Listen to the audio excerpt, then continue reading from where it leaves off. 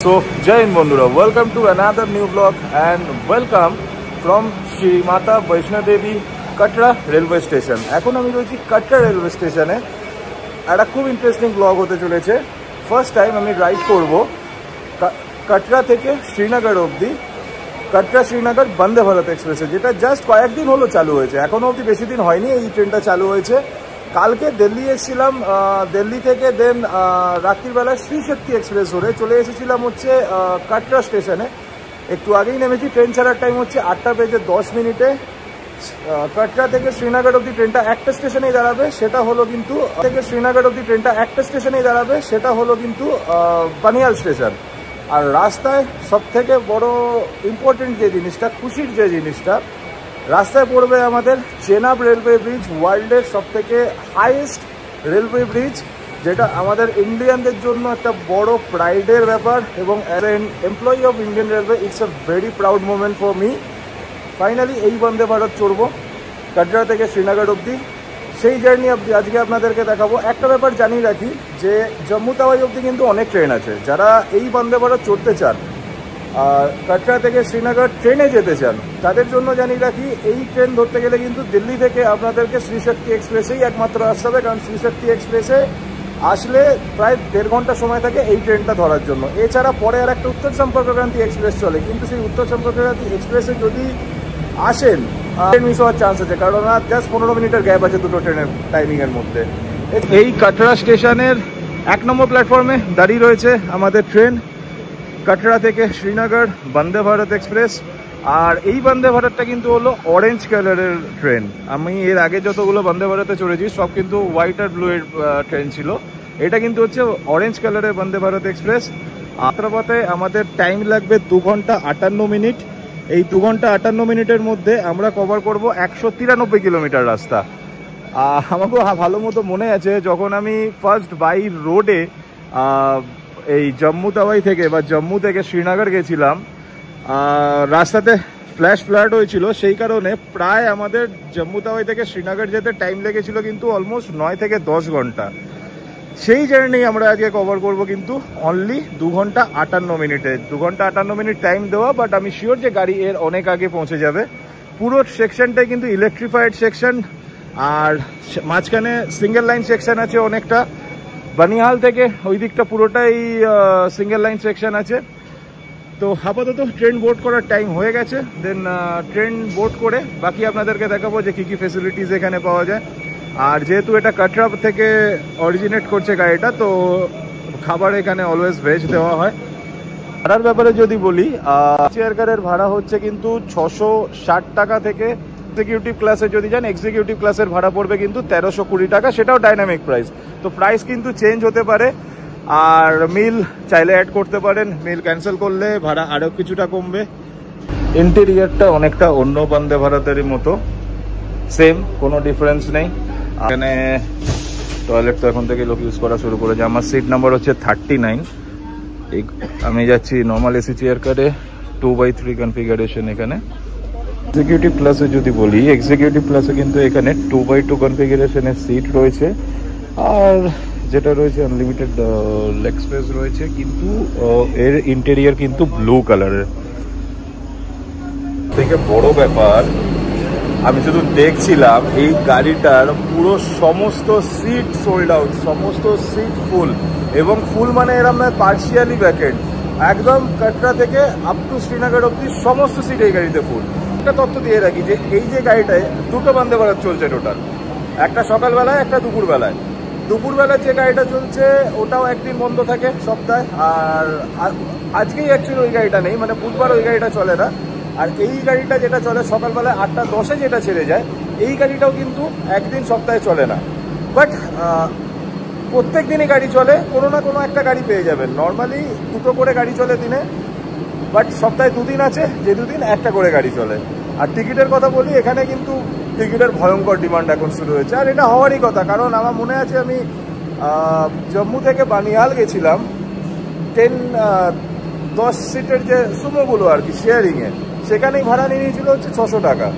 সেই জায়গায় 660 টাকাতে লোকে একদম ডাইরেক্ট শ্রীনগর পৌঁছে যাচ্ছে, প্লাস ইনক্লুডিং ব্রেকফাস্ট রয়েছে, ফাস্টেস্ট এবং ডেফিনেটলি সেফ। আর এত সুন্দর ভিউয়ের মাঝখান থেকে ট্রেন চড়া, তো আর কি দরকার। তাই জন্য এই ট্রেনের কিন্তু এখন প্রচণ্ড পরিমাণে ডিমান্ড রয়েছে।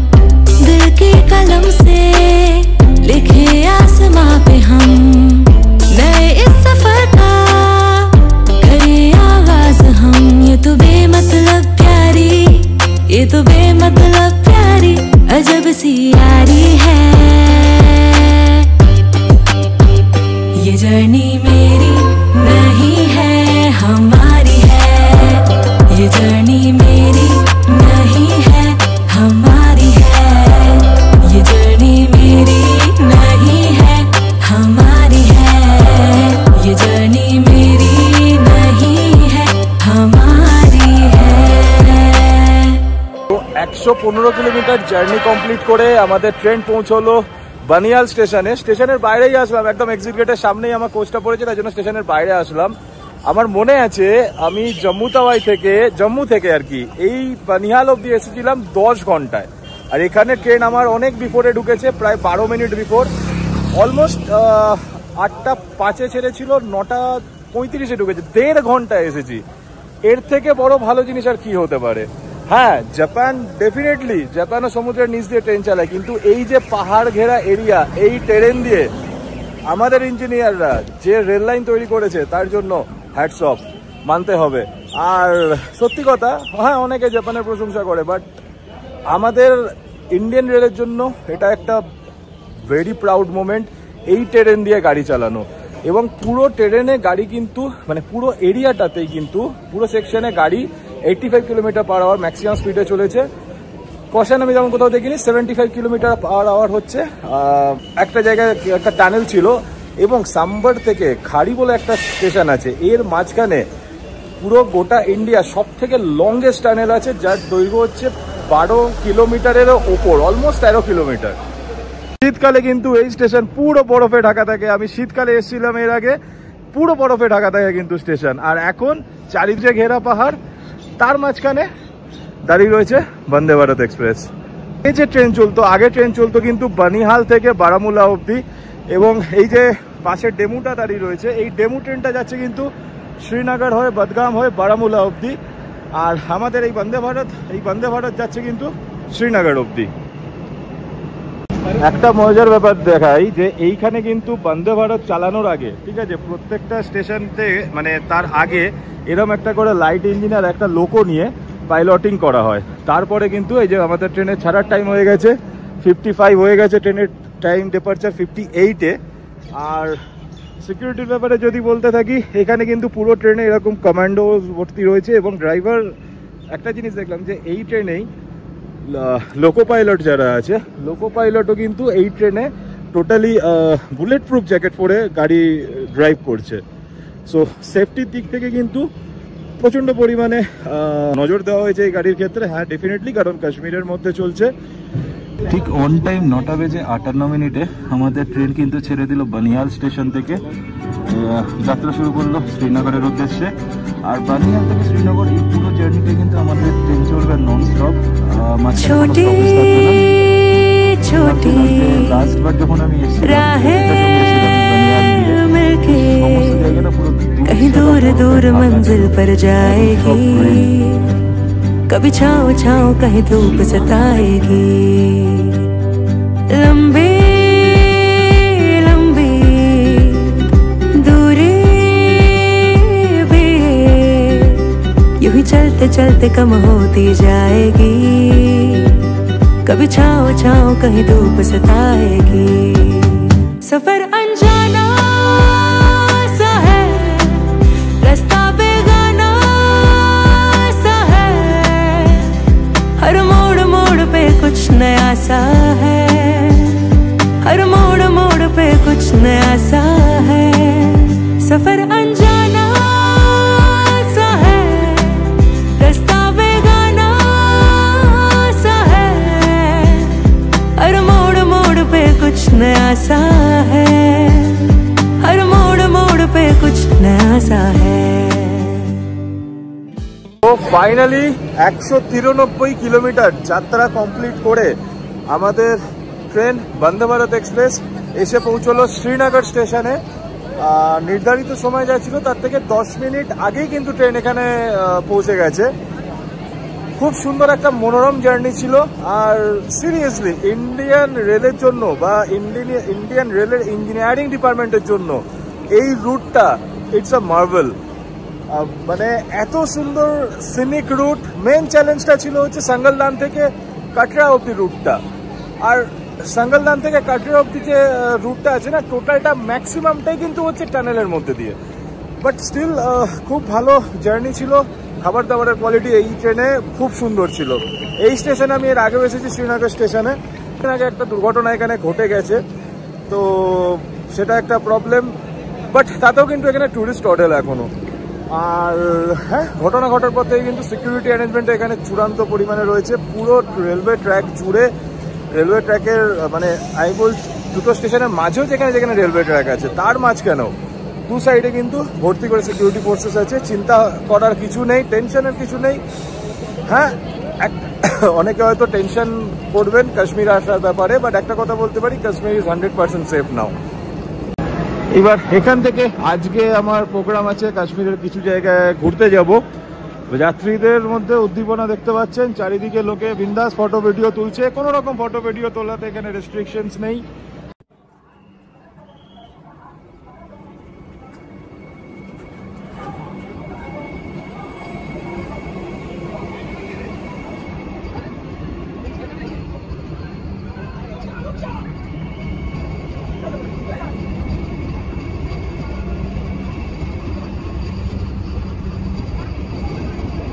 তো ফাইনালি স্টেশনের বাইরে আসলাম।